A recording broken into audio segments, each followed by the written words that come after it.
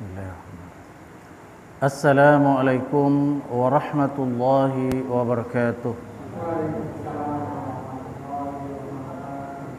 Innal hamdalillah nahmaduhu wa nasta'inuhu wa nastaghfiruh wa na'udzu billahi min shururi anfusina wa min sayyiati a'malina. May yahdihillahu fala mudilla lahu wa may yudlil fala hadiya lahu.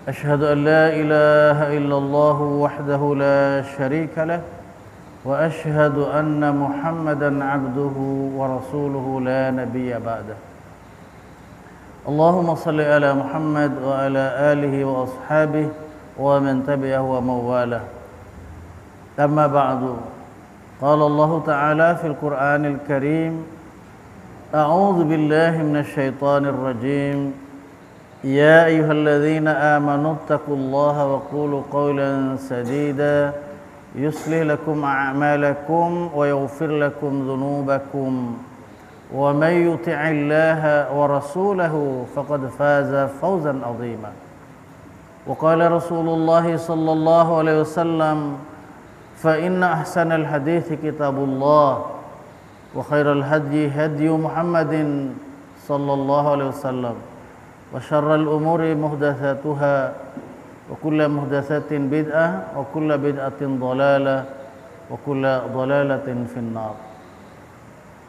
Para ikhwan dan akhwat, alhamdulillah kita patut selalu bersyukur pada Allah atas limpahan nikmatnya, dan semoga salawat dan salam Allah limpahkan atas Nabi Muhammad SAW dan orang-orang yang senantiasa mengikuti sunnahnya hingga yaumil qiyamah. Amin ya rabbal alamin. Para ikhwan dan akhwat rahimakumullah, pada malam hari ini kita akan melanjutkan kajian beberapa ayat dari surah Ali Imran. Surat yang ketiga, tepatnya akan dimulai dari ayat 128 hingga ayat 136. Baiklah para ikhwan dan akhwat, untuk mempersingkat waktu, maka mari kita sama-sama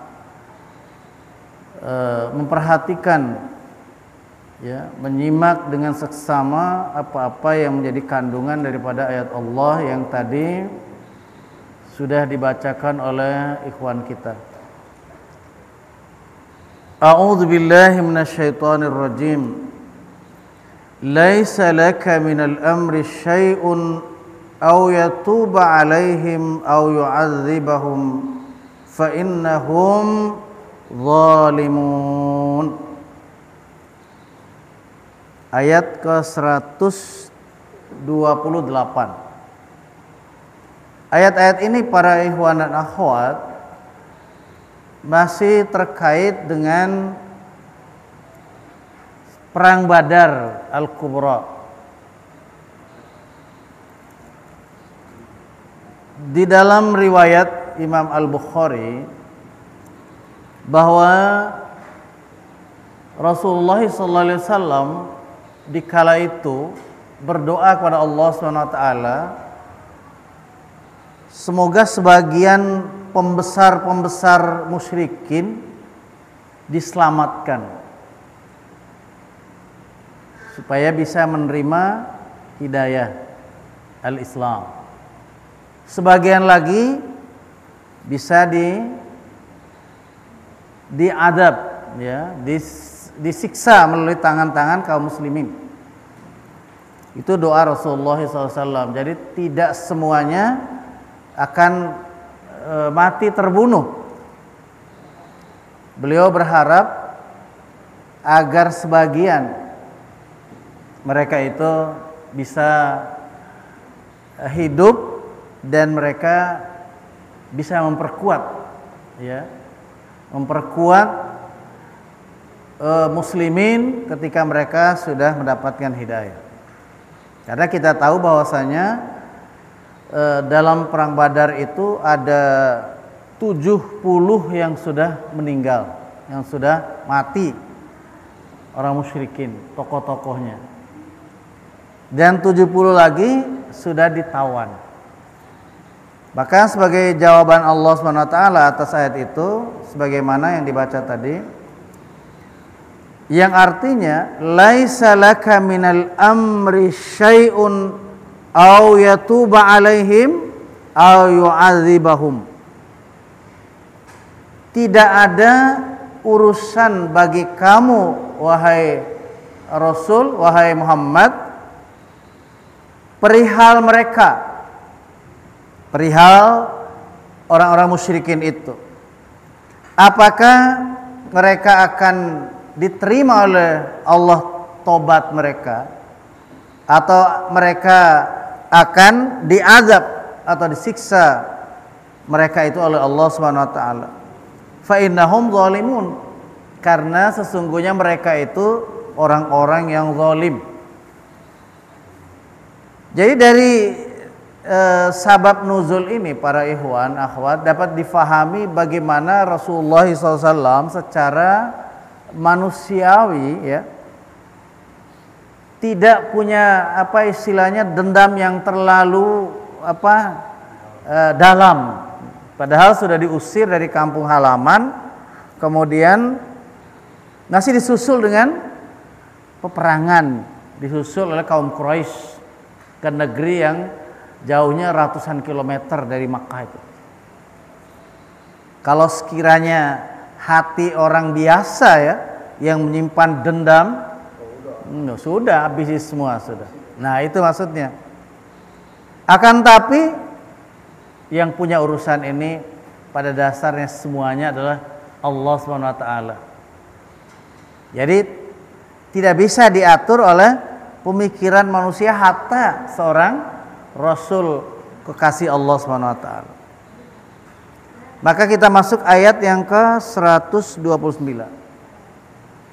Walillahi ma fis samawati wa ma fil ard. Ini penegasannya para ikhwan. Dan kepunyaan Allah semua apa yang ada di langit dan apa yang ada di bumi.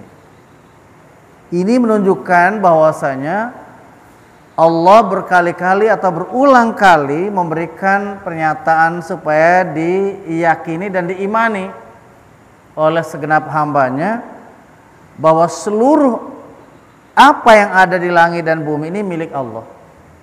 Jadi Allah yang berhak untuk yang mana yang akan dimusnahkan, siapa yang akan dimusnahkan, dan siapa yang akan dibiarkan untuk hidup, dan boleh jadi mereka akan mendapatkan petunjuk Allah SWT. Seperti itu. Maka di lanjutan ayatnya, yaghfiru liman yasha wa yu'adzibu man yasha. Dia Allah yang memberi ampunan bagi siapa yang Allah kehendaki dan mengazab siapa-siapa yang Allah kehendaki pula. Di sini kami pernah ditanya oleh jamaah ya. Jadi dalam hal ini berarti Allah pilih-pilih ya. Jangan salah paham. Allah Subhanahu wa taala membuka secara terbuka selebar-lebarnya supaya hamba itu mau menerima hidayahnya. Jadi manakala dalam hati hamba itu condong mereka untuk mendapatkan hidayah, Allah akan memberikan jalan supaya mereka menerima hidayah itu. Tapi manakala Allah tahu bahwa di dalam hati hamba itu berat, bahkan menutup diri, maka Allah SWT juga tidak membuka hidayah itu baginya. Jadi Allah yang maha tahu ya. Jadi jangan salah faham atau jangan berlaku buruk sangka, suudzon pada ketetapan Allah SWT. Dengan kalimat yaghfiru liman yasha wa yu'adzibu man yasha. Wallahu ghafurur rahim. Dan Allah itu ghafurur rahim, maha pengampun lagi maha penyayang. Namun perlu digarisbawahi ya para ikhwan akhwat, Jangan karena Allah itu maha pengampun, lagi maha penyayang, lantas ada orang yang berkesimpulan. Seperti ini kalimat simpulnya. Jadi kita itu jangan lurus-lurus saja jalan hidupnya. Lurus, ya belok-belok dikit. Berbuat dosa. Nanti mohon ampun lagi. Nanti Allah yang mengampuni. Lurus lagi, berbuat dosa lagi. Ini saya kira kesimpulan yang condong kepada akal manusia belaka. Jadi bukan berdasarkan wahyu yang sebenarnya. Penelaahan wahyu ini tidak seperti itu semestinya. Kita selalu harus berniat untuk berjalan di jalan yang lurus. Adapun kalau karena kuatnya godaan syaitan, kuatnya godaan hawa nafsu, sehingga terjadi sedikit terpleset. Jangan disengaja memplesetkan diri, ya kan? Jangan disengaja cari-cari seakan-akan udah dengan setan jangan terlalu menutup diri lah. Buka dikit biar digoda ya. Dan nanti kalau sudah tergoda nanti kita mohon ampun. Oh, itu namanya sama saja dengan mengada-ada petunjuk yang baru, mengada-ada syariat yang di luar syariat Allah SWT. Sedangkan Allah memerintahkan supaya kita ini selalu berhati-hati dalam kehidupan ini, jangan sampai terpleset, jangan sampai keluar dari rel jalan petunjuk yang benar. Gitu. Ayat berikutnya, ayat 130 para ikhwan. Ya ayyuhalladzina amanu la ta'kulur riba adhafan mudha'afah. Wahai orang-orang yang beriman, janganlah kalian memakan riba dengan berlipat-lipat. Ya. Dari sini para ikhwan, kita tahu seperti tidak ada korelasi antara ayat di atas dengan ayat ini. Kami mendapatkan ilmu dari Al-Imam menjelaskan ini bahwa inilah keindahan daripada bahasa Al-Quran itu. Ya para ikhwan ya. Jadi masyarakat di dalam kehidupan mereka terkait dengan harta, ya kan, yang sudah diperoleh dari harta rampasan perang ini, karena tergiur dengan tukar menukar ya, tergiur dengan yang namanya penambahan kalau sudah punya ya kan. Kalau belum punya kira-kira ada nggak modal untuk dipinjamkan orang? Tidak kan? Karena ini sudah kaitannya dengan adanya ghanimah. Itu para ikhwan ya. Itu korelasi ayatnya. Kesinambungan ayat dengan ayat. Kalau dalam istilah ilmu Al-Quran itu munasabatul ayat. Keberiringan ayat. Ini punya makna. Allah yang maha tahu ini dan kita belajar keterkaitan ayat itu para ikhwan. Dalam hubungannya dengan riba yang berlipat ini dalam pemahaman para mufassirin bahwa ini berlipat atau tidak berlipat, sesungguhnya hakikinya riba itu tetap berdosa. Dimaksudnya berlipat tuh begini para ikhwan. Saya beri contohnya. Kalau seseorang meminjamkan uang kepada saudaranya 1 juta rupiah ya, tiap bulan harus bayar dia misalkan 100.000 bunganya. Dari perjanjian misalnya pengembaliannya harus berapa? 12 kali misalnya. Ya kan? Ketika pada 1 bulan atau 1 pekan pertama dia bayar 100.000 itu, pekan kedua tidak bayar, maka dicatatlah tambahannya dari 1 juta itu plus 100.000 yang dia tidak bayar. Jadi prosentasenya dihitung dari 1.100.000 rupiah itu. Jadi tidak lagi 100.000 menjadi 110.000 misalnya begitu ya. Itu yang difahami dari kalimat bertambah-tambah itu. Oh, berarti penambahan begitu dari zaman dulu ya. Kita bisa fahami akal orang itu berpikir seperti itu. Ya, sebenarnya namanya perbuatan semacam itu dari mulai bengkoknya sistem jual beli dari dulu sudah ada. Sekarang mungkin akan lebih canggih lagi, ya kan? Caranya lebih dimodifikasi lagi.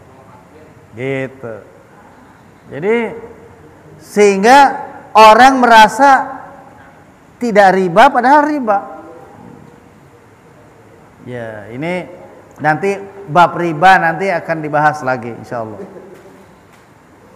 Wattaqullaha la'allakum tuflihun, dan bertakwalah kalian pada Allah agar kamu beruntung, ya. Agar kalian itu beruntung.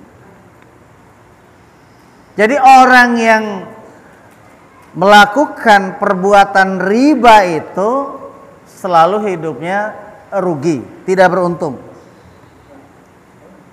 Padahal di dalam ayat lain kita sudah pelajari wa halallahul bai'a wa harramar riba. Allah telah menghalalkan jual beli saja, maksudnya mengharamkan riba. Jadi kiranya hawa nafsu itu merasa tidak puas kalau dengan sistem yang sudah jelas halalnya jual beli, sehingga orang jahiliyah dulu berkata sama saja sebenarnya, kata mereka ini, jual beli ya cari untung, ya tukar menukar dengan lebih ya juga cari untung. Nah, mereka selalu berkata seperti itu, bahwasanya jual beli itu sama dengan riba. Innamal bai'u mithlur riba, kata mereka. Hanyalah jual beli itu sama saja dengan riba. Itu kata orang jahiliyah. Kata orang yang jahiliyah itu artinya melanggar syariat. Bukan berarti nggak bisa ngitung ya. Bukan berarti bodoh dalam arti mengurangi takaran timbangan. Kalau bodoh mana mungkin, ya kan? Karena dia pintar. Ya, makanya disebut jahiliyah itu melanggar syariat. Jadi orang yang takwa, orang yang patuh kepada syariat, itulah takwa.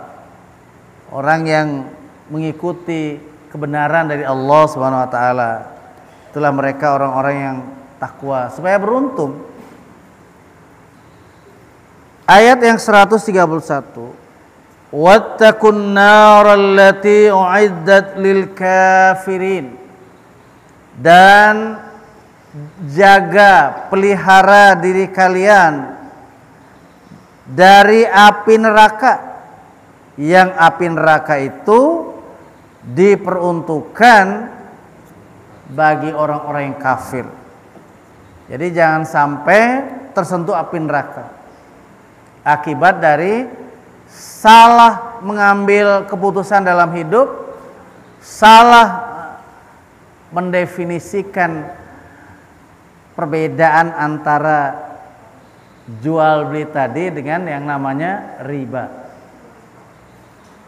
Jadi apapun alasannya jangan dibuat definisi yang sehingga kabur makna antara jual beli dan riba. Harus diperjelas.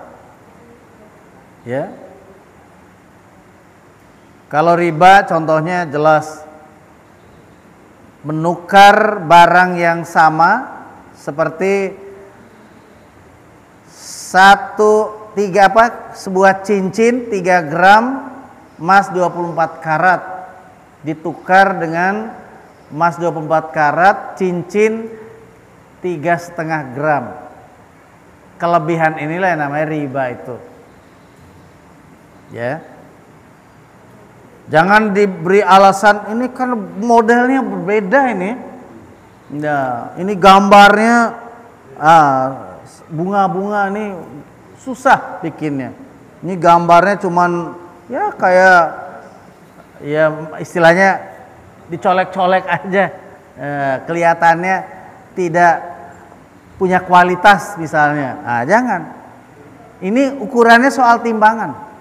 Bukan soal ada ukiran ataupun gambar ya baik yang timbul maupun yang garis-garis dan lain sebagainya, tidak. Semua berdasarkan timbangan. Begitu para ikhwan akhwat. Ayat 132, wa atiullaha war rasula la'allakum turhamun. Dan taatilah oleh kalian Allah dan taati pula kepada Ar-Rasul agar kamu sekalian mendapatkan rahmat kasih sayang Allah Subhanahu wa taala dalam hidup ini. Jadi ketaatan kepada Allah dan Rasulnya itu menjadi kunci mendapatkan rahmat Allah Subhanahu wa taala para ikhwan dan akhwat rahimakumullah. Dengan kata lain, bila memaksiati Allah dan Rasulnya, maka mendapatkan murka Allah Subhanahu wa taala. Kalau orang dimurkai oleh atasan di sebuah tempat dia usaha, dia merasa gelisah karena menghadapi pimpinan perusahaannya murka. Kepala kantornya murka, marah padanya. Ini sekarang yang murka Allah Subhanahu wa taala karena tidak mengikuti aturan yang sudah ditetapkan Allah Subhanahu wa taala. Gitu. Jadi jelas para ikhwan dan akhwat rahimakumullah, kuncinya bahwa dengan mentaati Allah dan mentaati Rasulnya, bahwa kehidupan orang-orang beriman itu Allah SWT sudah memberikan pernyataan yang jelas, la'allakum turhamun, agar kamu itu mendapatkan rahmat atau diberi rahmat, turhamun. Jadi ini diberikan rahmat oleh Allah SWT. Itu para ikhwan dan akhwat. Kita lanjut pada ayat yang ke-133. Wasari'u ila maghfiratin min rabbikum wa jannah.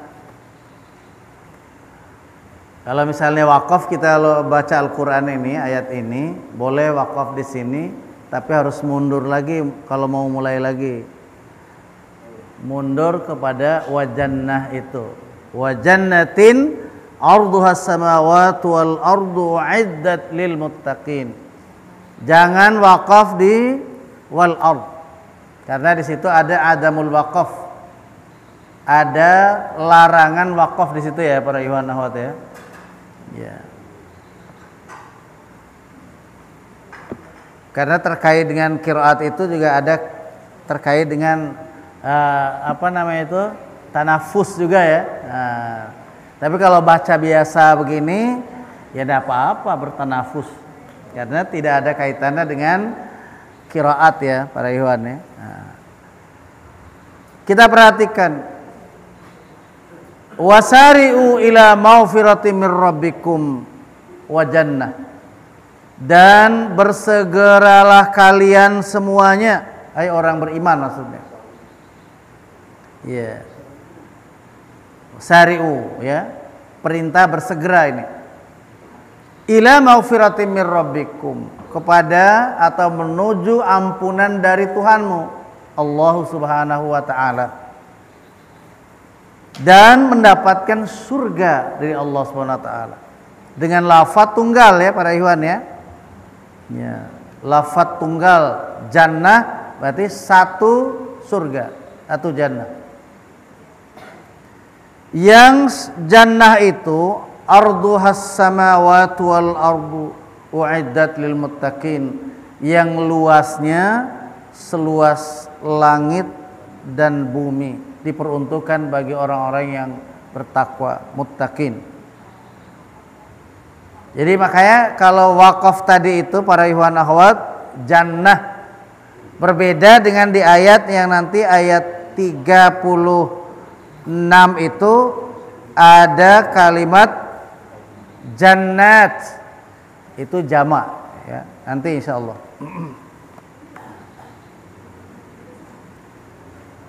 Siapa mereka orang-orang muttaqin itu dijelaskan pada ayat berikutnya oleh Allah Subhanahu wa taala. Alladzina yunfiquna fis sarra'i wad-dharra'i, yaitu mereka orang-orang yang senantiasa menginfakkan harta mereka dalam keadaan lapang dan dalam keadaan sempit. Menggarisbawahi yang pertama ini, sifat yang pertama ini para ikhwan. Kalau dalam keadaan sempit saja itu orang bisa berinfak, tentu lancar dalam keadaan lapang. Tapi itu berbeda antara teori berpikir orang-orang beriman dengan teori berpikirnya orang-orang yang medit, kikir, bin koret. Kalau sedikit memang wajar katanya. 100.000 10%-nya keluar 10.000, nggak apa-apa. 10% padahal tuh. Tapi ketika 100 juta keluar 10%-nya 10 juta, mulai dah yang mikirnya nih. Nah itu. Padahal hakikatnya kalau 10% ya, itu sama yang 100.000 keluar 10.000 itu ya 10%. 100 juta keluar 10 juta ya sama hakikatnya. Namun dalam syariat Islam tidak diberatkan sampai 10, sampai 1/10.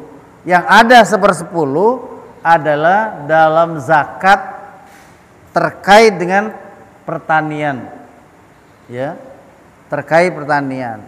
Yang kalau pertanian itu disiramnya menggunakan biaya tersendiri, lebih dimurahkan lagi, hanya 5% atau 1/20.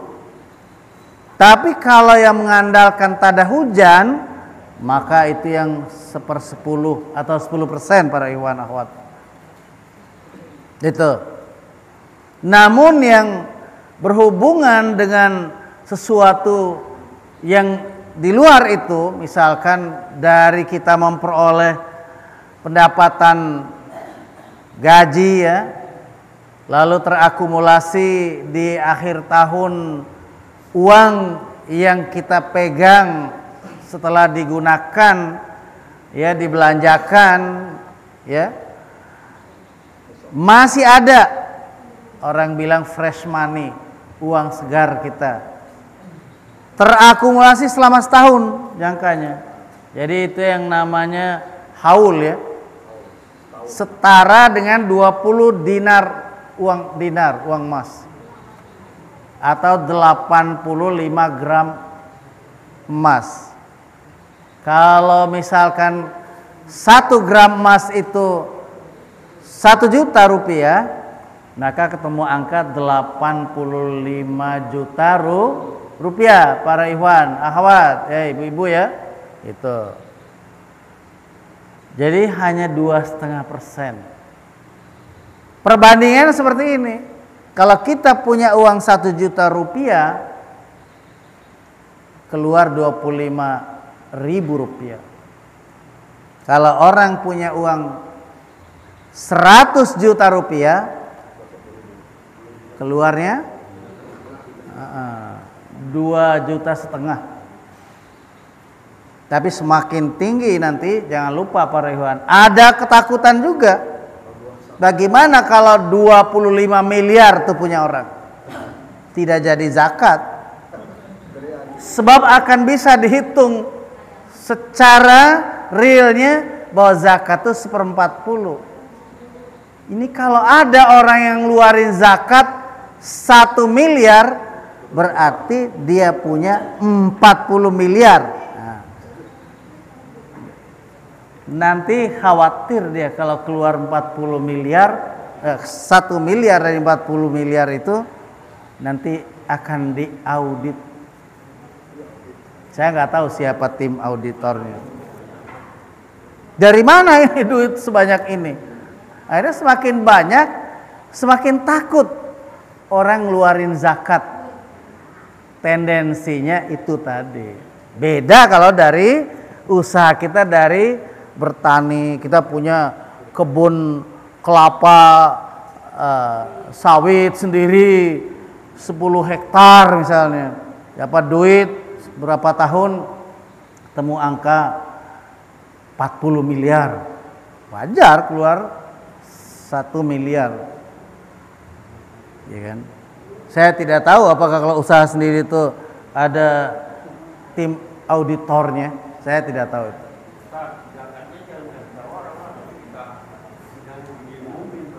Oh gitu ya. Diam saja ya. Iya, jangan kasih tahu. Tapi kalau uang itu sudah MM-an, biasanya ketahuan. Dalam tanda petik, bau-baunya ketahuan. Itu ya. Gitu Pak. Ya, makanya ini para ikhwan, nanti insya Allah kita akan bicarakan ya. Lebih panjang lagi, kami sudah buat tulisan itu. Ketika yang namanya Baitul Mal buram warnanya, sementara pinjaman dari badan internasional yang disingkat juga 3 huruf lebih ke sohor namanya. Para ikhwan awat tahu kan? Iya. Judulnya sih saya boleh bongkar nggak apa-apa. Judulnya sudah ada, saya udah punya tulisannya. Nih para ikhwan dengerin dulu nih. Iya. Ketika 3 huruf itu lebih ke sohor dari Baitul Mal, bagaimana nasib umat? Jadi kalau yang 3 huruf itu para ikhwan nganjurin orang sak dunia ini suruh ngutang, sementara Baitul Mal kumpulan zakat orang-orang beriman untuk menolong orang-orang yang bangkrut dan nyaris berutang. Kalau sana memang disuruh untuk berhutang. Itulah hidup sekarang ini para ikhwan. Jadi namanya makin babaliut.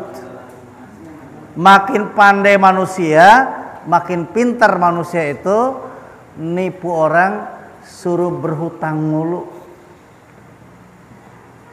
Tidak kita panjangin di sini. Ya kan? Nah, nanti ada insya Allah. Saya udah buat tulisannya. Para ikhwan dan akhwat rahimakumullah. Sampai mana tadi? Ayat 100? Ya. 130 34 masih. Wal kadhiminal ghaidha, dan yang menahan amarahnya. Menahan kemarahan. Amarah juga bisa, bahasa kita amarah itu ya. Kemarahan itu. Berapa banyak orang terselamatkan dari sengketa karena orang menahan marah. Sebaliknya, berapa banyak terjadi pertikaian karena orang tidak sanggup menahan marahnya. Tahu-tahu karena kesenggol dikit cepat konslet. Nah, ini namanya orang tidak jaga kemarahannya. Tidak masuk dalam ranah wal kadhiminal ghaidh. Ya, darah tinggi, ya, darting ya. Jadi dalam bingkai takwa ini para ikhwan, yang masuk bagian kedua ini adalah wal kadhiminal ghaidh. Orang yang sanggup menahan kemarahannya. Karena dari orang yang bisa menahan kemarahan ini terselamatkan orang lain dari gangguan lisan dan tangannya. Ya kan? Al-muslimu man salimal muslimina min lisanihi wa yadihi. Begitu dalam sebuah hadis para ikhwan. Yang disebut orang muslim itu orang yang selamat orang lain dari gangguan lidah dan gangguan tangannya. Ya. Kalau orang yang cenderung darting tadi itu ya cepat dia. Nah, orang bilang sumbunya pendek, cepat kebakar. Baik, kita lanjutkan. Wal afina 'anin nas. Dan yang ketiga, selalu memaafkan manusia. Memaafkan, prinsipnya maaf nih ya. Memaafkan, maaf ya. Tapi bermaaf-maafan itu enggak setahun sekali para ikhwan ya. Ya. Ketika kita terjadi konslet ya, maka langsung batasnya hanya 3 hari. Segera bermaaf-maafan. Nah, kita nungguin dulu bermaaf-maafan tuh kalau belum lebaran belum maaf-maafan. Dia salah. Ya, jangan dibikin budaya yang bertentangan dengan syariat. Syariat telah mengatur kalau terjadi clash muslimin dengan muslim yang lainnya, segera diupayakan untuk perbaikan ukhuwah, namanya islah. Memperbaiki kembali ukhuwah Islamiyah itu namanya islah. Kalau memperbaiki rahim pecah antara saudara-saudara kandung karena rebutan warisan misalnya ya, maka diperbaiki dengan silaturahim. Silaturahim. Kalau lain-lain keluarga, lain orang, ya ini hubungan kita ini diikat dengan ukhuwah Islamiyah. Kalau terjadi clash, terjadi sengketa, silang sengketa, maka diupayakan dimediasi dengan namanya islah. Innamal mu'minuna ikhwatum fa aslihu baina akhawaykum wattaqullaha la'allakum turhamun. Surah Al-Hujurat ayat 10. Ini sangat kita hafal. Hanyalah yang disebut orang beriman itu adalah orang yang bersaudara. Bersaudara dengan apa? Landasan ukhuwah Islamiyah. Fa aslihu baina akhawaykum. Kalau terjadi silang sengketa, maka islahkan, damaikan di antara yang sengketa itu. Islah itu artinya perdamaian, mendamaikan. Agar dan bertakwalah kalian kepada Allah supaya kamu mendapatkan rahmat Allah SWT. Wallahu yuhibbul muhsinin. Dan Allah itu menyukai hamba-hamba yang berbuat ihsan, yang berbuat kebaikan, yang berlaku baik. Jadi dengan 3 ciri tadi para ikhwan, 3 ciri ini Allah menyebutnya dengan orang yang muhsinin. Ayat berikut, walladzina idza fa'alu fahishatan aw zalamu anfusahum dzakarullaha fastaghfaru lidzunubihim. Ciri berikutnya orang muttaqin itu yaitu orang yang apabila berbuat fahisyah ataupun mereka yang berbuat zalim bagi dirinya sendiri, segera dia ingat Allah dan segera dia mohon ampun pada Allah dari dosa-dosa mereka. Di sini perlu dijelaskan sedikit. Yang berbuat fahisyah berarti perbuatan keji yang akan tidak hanya menimpa diri dia, melainkan juga mengenai orang lain. Fahisyah itu termasuk yang namanya pembunuhan, perampokan, pencurian, semua itu menimpa orang lain juga. Dia berdosa, orang lain menjadi rugi dan celaka. Ya. Itu fahisyah, contoh itu ya. Kemudian menzalimi diri, dia berdosa dan imbas daripada perbuatan itu lebih tertuju pada dirinya. kurang nyaman dia dalam berpikir, mumet, akhirnya minum zat yang bisa membuat dia mendapatkan ketenangan sampai merasa bebas dari segala urusan dunia, terbang dia, apa yang disebut orang fly, ya sakau itu ya, itu karena meminum zat adiktif atau makan zat adiktif. Itu termasuk dalam ranah, dalam konteks menzalimi diri. Kalau minum khamar bagaimana Pak? Ya masuk sebenarnya menzalimi diri. Tapi kalau setengah mabok biasanya mencelakakan orang lain juga. Tapi kalau mabok beneran bisa tidur sehari semalam dia tuh, nggak bangun. Kalau mabok beneran ya, bener. Kami sudah pernah nyaksiin orang mabok, beneran mabok, ya bukan nyari-nyari ini apa tolak pinggang lain, saya bukan. Dari pagi dia minum itu sampai sore hari nggak sadar-sadar. Gara-gara mabok minuman itu. Nauzubillah min dzalik. Tapi iya pokoknya itu ngomong ngaco segala macam, tapi dia tempat tidur aja nggak bisa buka mata.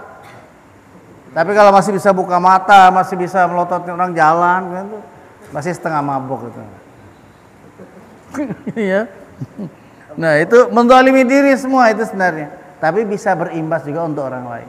Tapi yang pure menzalimi diri itu semacam tadi, meminum sesuatu yang menghilangkan kesadaran dia, akhirnya dia ya antara tidur dan hidup itu tidak ada jarak. Ya, dibilang dia hidup tapi dia tidak tahu apa-apa. Nah, dibilang dia tidak sadar tapi dia jalan ya. Nah, itu. Itulah naudzubillah min dzalik. Apa yang dilakukan setelah dua hal itu dilakukan orang? Zakarullah, dia segera ingat Allah, ingat akan dosa-dosanya, lalu mohon ampun terhadap dosa-dosanya kepada Allah Subhanahu wa taala. Wa may yaghfiru dzunuba illallah, dan siapa lagi yang memberikan ampunan dari dosa itu kecuali Allah. Ini pernyataan sekaligus harus diyakini oleh semua orang beriman. Tidak ada yang bisa memberikan ampunan atas dosa kecuali hanya Allah. Dan pengampunan dosa tidak bisa melalui pembayaran lewat nomor rekening.